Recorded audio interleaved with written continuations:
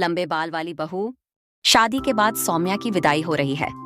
वह घूंघट में है, लेकिन उसके लंबे बाल उसके घूंघट से बाहर झांक रहे हैं। ससुराल की हवेली के विशाल दरवाजे पर पहुंचते ही हल्की ठंडी हवा चलती है और हवेली में घुसते ही सौम्या को अजीब सी अनुभूति होती है।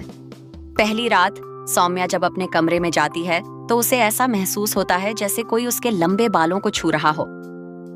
अचानक उसे आईने में अपनी परछाई के पीछे किसी और की झलक दिखती है। घबराकर वह पलटती है, लेकिन वहां कोई नहीं होता।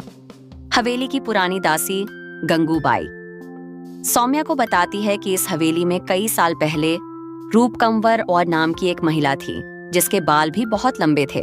वह एक दिन अचानक गायब हो गई थी और तब से इस हवेली में अजीब घटनाएं होती हैं।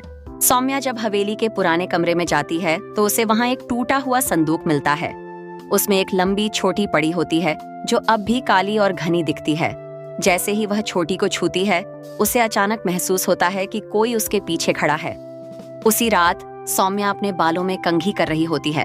तभी अचानक उसका सिर पीछे की ओर झुकने लगता है, जैसे कोई उसके बाल खींच रहा हो।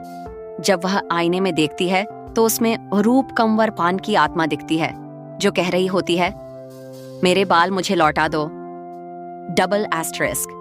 गंगूबाई बताती है कि रूपकंवर के बालों में जादुई शक्ति थी और उसके देवर ने ईर्ष्या में आकर उसे मारकर उसके बाल काट दिए थे। उसकी आत्मा तब से उन्हीं बालों को खोज रही है। सौम्या एक अनुष्ठान के जरिए रूपकंवर की आत्मा को उसके बाल लौटा देती है। आत्मा सौम्या को धन्यवाद देती है और अंततः शांति पा लेती है। अब हवेली में कोई डर नहीं था। सौम्या के साहस और करुणा ने एक पुरानी आत्मा को मुक्त कर दिया था।